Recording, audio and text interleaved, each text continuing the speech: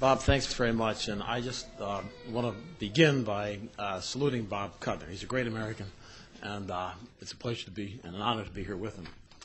I'm going to tell you three quick stories. We've heard a lot this morning and very powerful, very interesting comments about the American working people and the need to organize and the difficulties with doing that. I grew up in Wilmington, Delaware, about an hour and a half up I-95 from here. Went to Conrad High School. Graduated in 1959. Most of my class, after the graduation ceremony, walked about 5 blocks down the road to the GM assembly plant and went to work on the assembly line. We had our, 45th class reunion last year. I know I don't look that old, but... and it was interesting to me. Most of my classmates were retired. A lot of them had a place at Rehoboth at the beach. Some of them had a place in Poconos. A lot of them had a boat or what have you. All their kids, almost all their kids, excuse me, had gone to college. Many of them had become doctors, lawyers. These people with a high school education had been earning, with overtime, $100,000, some of them $120,000 a year.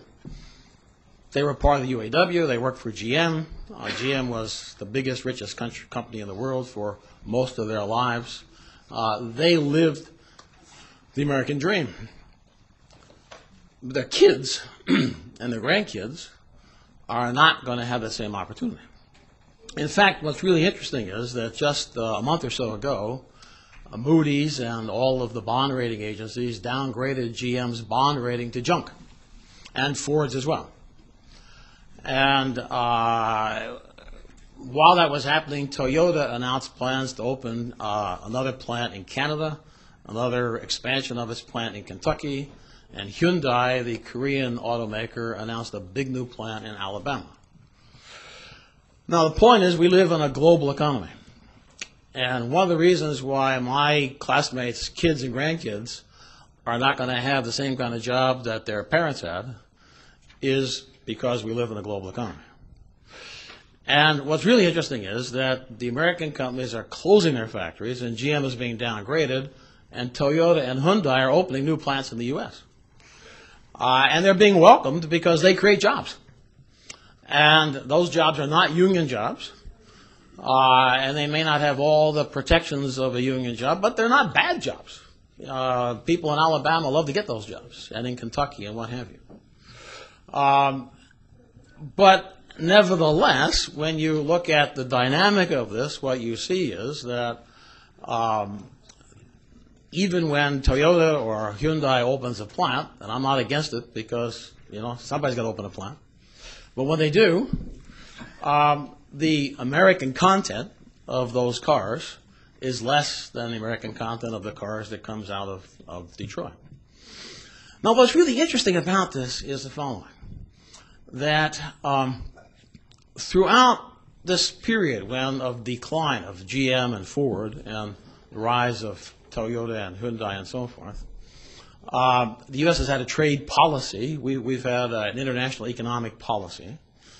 And that policy has actually been pretty much the same whether it was Democrats or Republicans. And so throughout this period, you've been able to buy a Honda or a Toyota at a pretty low price, or a Lexus at a pretty low price. You could buy a Lexus way under what you would pay for a Mercedes-Benz, for example. And if you stop and ask yourself, how can that be? Because you know what? Wages in Japan are higher than they are in the United States, higher than they are in the United States, and they're higher than they are in Germany. Japan is not a low-cost place to produce cars. How can the prices be so low in the U.S.? And one answer is that in the last 2 years, the Japanese government has spent nearly $600 billion intervening in foreign exchange markets. What that means is that when the value of the dollar begins to fall in relationship to the yen, the Japanese central bank and the Japanese finance ministry rush to Wall Street and buy dollars in order to keep the price of the dollar high. And that keeps the price of the Lexuses low. Now, that is an intervention in the market. That's not free trade. And yet, you know, we, the United States, we say we're for free trade, and all of our policy leaders have pushed free trade. And what's really interesting about this, and if you want to know how to take back America, and you want to know how to revitalize the Democratic Party, let me tell you that. What was the mantra? What was the mantra in international trade in the 1990s of the Bill Clinton administration? Strong dollar is good for America. How many times did Bob Rubin say that? How many times did Larry Summers say that? Many, many times. Well, you know what? Strong dollar was not good for America. Wasn't good for those union jobs. Wasn't good for the ability to organize. It was good for Toyota and Lexus. It was good for Japan. Now, let me tell you another story. Recently, some of you are aware that IBM sold its PC division to China's Lenovo. And, of course, that was kind of a dramatic step because IBM invented the PC, or Apple, I guess, did, but IBM, you know, was the one that got it out there. So IBM sells their PC division to Lenovo, and then IBM's CEO, Sam Palmisano, gives an interview to the New York Times. And it was fascinating because he explained how this whole deal had got started.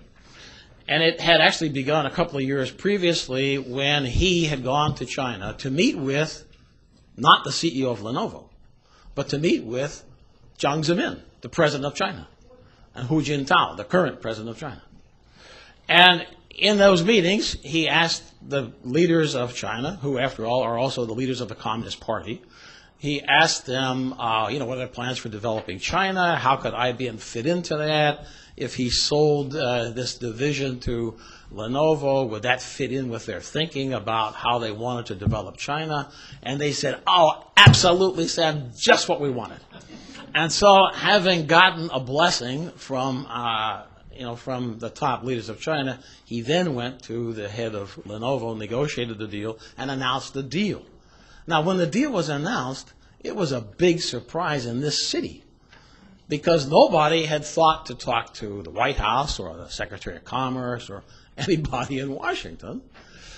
And what was most fascinating was that Palmisano told the New York Times that IBM wants to be part of China's strategy. Now think about that. IBM wants to be part of China's strategy. Well, I understand that. If I were Sam Palmisano and the head of IBM, I would want to be part of China's strategy too. China is big. It's going to be a lot bigger. Sam ought to be there. IBM ought to be there.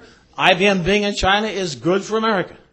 But what struck me was if you asked the question, does anybody want to be part of America's strategy? If you had asked Palmisano, do you want to be part of America's strategy? He couldn't answer it. Not because he's a stupid guy, not because he's a bad guy, because America doesn't have a strategy. If you want to take America back, you need a strategy.